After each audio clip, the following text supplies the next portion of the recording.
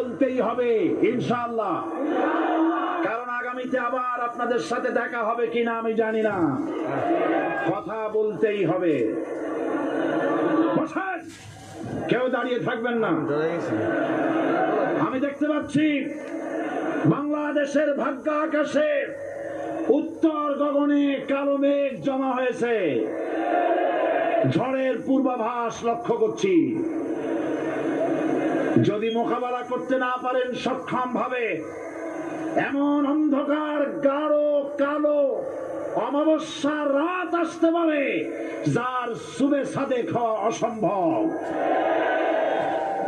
সুতরাং আপনারা কি কাপুরুষের মতো কাফের মুশরিকদের গোলামি করে মরতে চান? বিড়ালের মতো 500 বছর বেঁচে থাকার কোনো লাভ নাই। সিংহের মতো 1 ঘন্টা বাঁচতে চাই।